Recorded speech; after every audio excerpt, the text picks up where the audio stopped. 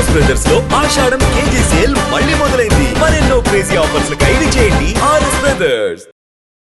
Fish వెంకట్ని ఎందుకు sir industry అనాథగా వదిలేసింది?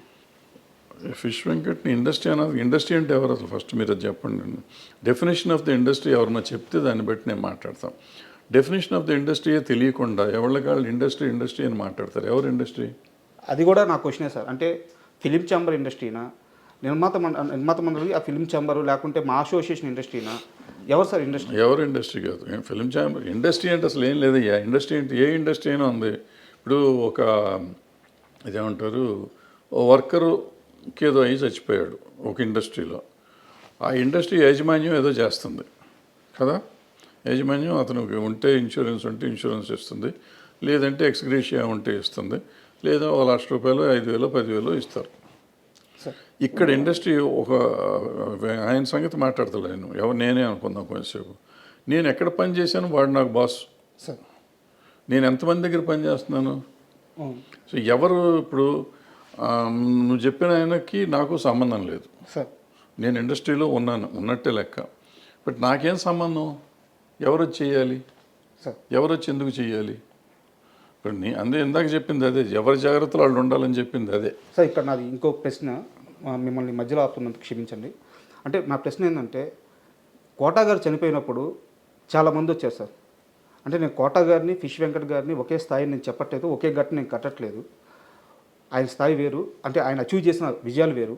బట్ ఏ ఇండస్ట్రీ వచ్చింది సార్ కోటా గారి దగ్గరికి? ఆ ఇండస్ట్రీ ఫిష్ వెంకట్ దగ్గరికి కనీసం పరామర్శ కూడా ఎందుకు రాలేదు? అంటే కోటా గారు ఆ ఫ్యామిలీ పరామర్శ కాదు. మీరు అర్థం చేసుకోవాల్సిన విషయం ఏంటంటే, కోటా గారు చేసిన సినిమాలు కానీ, కోటా గారు చేసిన కంపెనీలు కానీ వేరు. ఫిష్ వెంకట్ గారు చేసిన సినిమాలు, ఫిష్ వెంకట్ గారు చేసిన కంపెనీలు వేరు. ఆయనకి పరిచయం ఉన్న వాళ్ళు వస్తారు. ఎవరైనా కానీ పోతే ఇప్పుడు అన్ని చోట్లకి వెళ్ళాలని రూల్ ఏం లేదు. చాలామంది అడుగుతారు, ఫిష్ వెంకట్ గారు పోతే చాలామంది రోజు పోతున్నారు. అంటే అంత ఇది కాదు. ఈయన ఇప్పుడు ఆయనతో పనిచేసిన వాళ్ళందరూ వచ్చారు కదా అక్కడికి. ఆయనతో పనిచేసిన వాళ్ళు అందరూ వచ్చారు. ఒకళ్ళిద్దరు పెద్దవాళ్ళు కూడా వచ్చి ఉంటారు. నాకు తెలియదు ఎవరు వచ్చారు ఎవరు రాలేదు, నాకు తెలియదు, ఐడియా లేదు. సో డెఫినెట్గా కొంతమంది ఆయనతో పనిచేసిన వాళ్ళు వచ్చి ఉంటారు. సార్ అంటే నేను ఎందుకంటే ఈ క్వశ్చన్ అడిగింది దీనికోసమే సార్. ఇప్పుడు ఎవరు తెలిసిన వాళ్ళే వెళ్తారు, తెలియని వాళ్ళు ఎందుకు వెళ్తారు ఇండస్ట్రీలో? ఇప్పుడు ఆయన వచ్చినాక ఏంటంటే ఒక గబ్బర్ సింగ్ నుంచి పాపులారిటీ వచ్చింది. ఆ గబ్బర్ సింగ్ గ్యాంగ్గా పాపులర్ అయ్యారు. ఆ గ్యాంగ్ అంతా అక్కడే ఉన్నారు పాపం. వాళ్ళే చాలా చేశారని విన్నాను నేను, నాకు తెలియదు. సో వాళ్ళు చేశారు కదా, మరి వాళ్ళంతా ఇండస్ట్రీ కింద ఎందుకు తీసుకోరు మీరు? హెల్ప్ చేసిన వాడిని ఇండస్ట్రీ అనుకోకుండా భరద్వాజ్ రాలేదు, లేకపోతే ఇంకో పుల్లయ్య రాలేదు, ఎల్లే రాలేదు అని మాట్లాడతాం కరెక్ట్ సార్. నీళ్ళల్లో ఒక వ్యక్తి కొట్టుకుపోతున్నప్పుడు ఆ ఇచ్చే చెయ్యి పెద్దదే ఉండాలి కదా సార్. పెద్ద చేతికి ఎందుకు, ఎక్కడి నుంచి వస్తుంది పెద్ద చెయ్యి? ఎక్కడి నుంచి వస్తుంది పెద్ద చెయ్యి? ఇప్పుడు ఈ నీళ్ళలో కొట్టుకుపోతున్నాడు, నీళ్ళలో కొట్టుకుపోతుంటే ప్రధానమంత్రి ఢిల్లీలో ఉన్నాడు, పెద్ద చెయ్యి ఉంటుంది. ఆయన అక్కడి నుంచి చెయ్యి పెడతాడా? అక్కడ ఒడ్డున నువ్వు ఉన్నావు, ఉంటే నువ్వు కదా చెయ్యి అందిస్తావు. అంటే ఈ ఒడ్డున నువ్వు అందిస్తావా, ప్రధానమంత్రి అందిస్తాడా? దగ్గర ఉన్న వ్యక్తి అందించాలి. ఇప్పుడు ముఖ్యమంత్రి ప్రధానమంత్రి ఎందుకు ఇవ్వలేదని నువ్వు అడిగితే నేను సమాధానం ఎట్లా చెప్తాను? అంటే కాదు సార్, నేను ఈ మొత్తం సినారియో అంతా ఎందుకు ఇంతలా అని అడుగుతున్నానంటే, నాకు ఒక ఆన్సర్ కావాలి.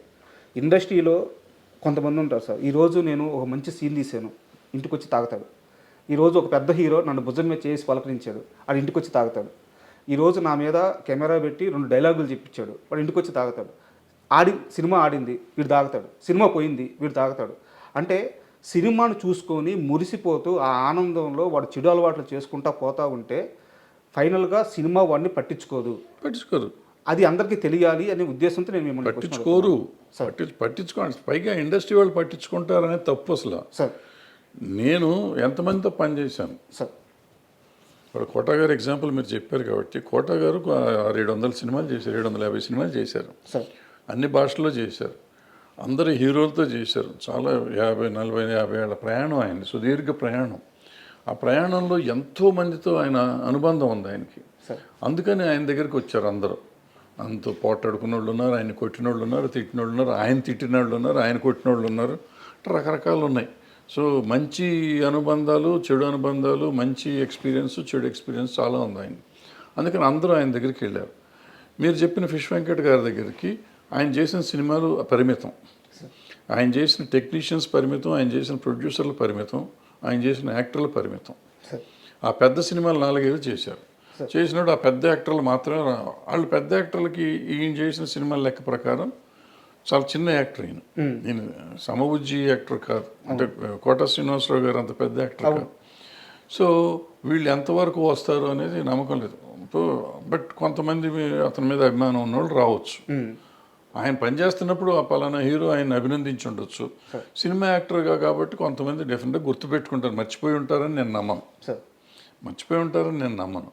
కానీ వాళ్ళందరూ రావాలని ఎక్స్పెక్ట్ చేయటం మన తప్పు అంటాను నేను. మన తప్పు. వాళ్ళు వస్తారు. అది వాళ్ళ సంస్కారం. రావాలా వద్దనేది వాళ్ళ సంస్కారం.